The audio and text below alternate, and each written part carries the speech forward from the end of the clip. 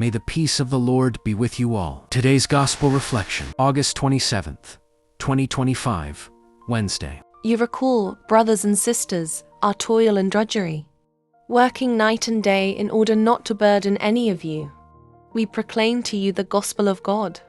You are witnesses, and so is God, how devoutly and justly and blamelessly we behave toward you believers.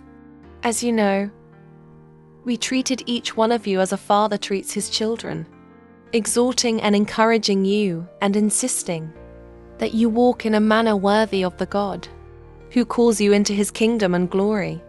And for this reason we too give thanks to God unceasingly, that, in receiving the word of God from hearing us, you received it not as the word of men, but as it truly is, the word of God, which is now at work in you who believe. Responsorial Psalm. You have searched me, and you know me, Lord.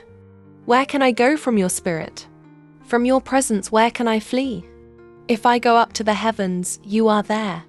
If I sink to the nether world, you are present there. You have searched me, and you know me, Lord. If I take the wings of the dawn, if I settle at the farthest limits of the sea, even there your hand shall guide me, and your right hand hold me fast. You have searched me, and you know me, Lord. If I say, surely the darkness shall hide me, and night shall be my light. For you darkness itself is not dark, and night shines as the day. You have searched me, and you know me, Lord. The Holy Gospel according to Matthew. Jesus said, "Woe to you, scribes and Pharisees, you hypocrites! You are like whitewashed tombs, which appeared beautiful on the outside, but inside are full of dead men's bones and every kind of filth. Even so, on the outside you appear righteous, but inside you are filled with hypocrisy and evildoing. Woe to you, scribes and Pharisees, you hypocrites! You build the tombs of the prophets, and adorn the memorials of the righteous. And you say, if we had lived in the days of our ancestors, we would not have joined them in shedding the prophets' blood. Thus you bear witness against yourselves, that you are the children of those who murdered the prophets. Now fill up what your ancestors measured out." The Gospel of the Lord. Reflection. There are times when we encounter people who seem so polished on the outside, but whose inner lives tell a very different story. We see it in workplaces where someone smiles at the boss and looks cooperative, yet gossips and undermines others behind the scenes. We see it in communities where people present themselves as generous and kind, but in private they are indifferent to the struggles of their own families. Outward appearances often receive applause, but it is the inner reality that truly defines a person. Jesus pointed out this danger in his day, calling out leaders who projected holiness outwardly, but neglected integrity, mercy, and sincerity within. The lesson rings true even more strongly today. Our culture is obsessed with appearances. Social media encourages us to post only the best pictures, the happiest moments, the highlights of our lives. Filters can erase flaws and create a polished image, that they cannot change the heart. A person may look successful, happy, or even spiritual online, yet behind the posts there may be loneliness, anger, or emptiness. In the same way, we can project a religious identity by attending church, serving in ministries, or using spiritual language.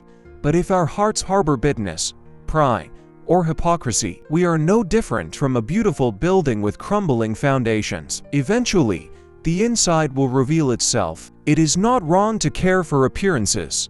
Dressing well, keeping a clean home, or speaking politely are good practices. The problem arises when appearances become a mask that hides the truth rather than an expression of what is real inside. Imagine a hospital that paints its walls brightly and places flowers in the lobby, but never cleans its operating rooms.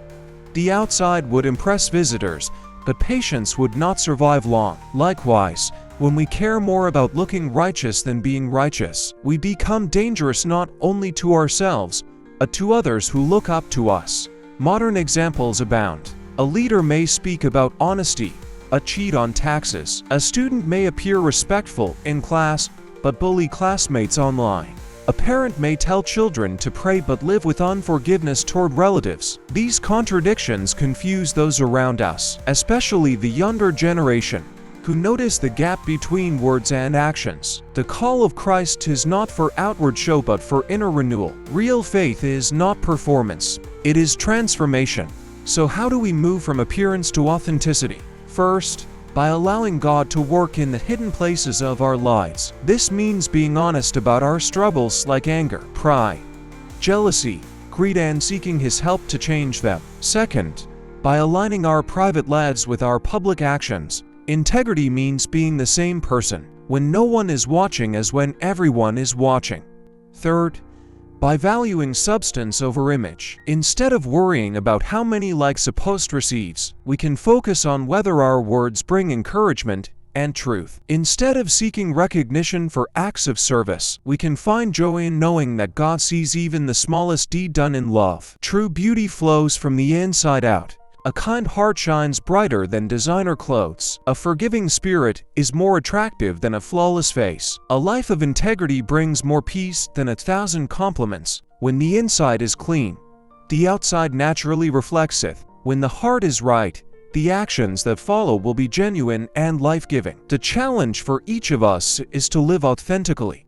Let us not settle for being admired for appearances while being empty inside. Instead, let us invite God to transform us within so that what people see on the outside is simply an overflow of His work in our hearts. The world has enough masks and performances. It needs people of sincerity, humility, and integrity. That is the kind of life that not only honors God but also inspires and uplifts others.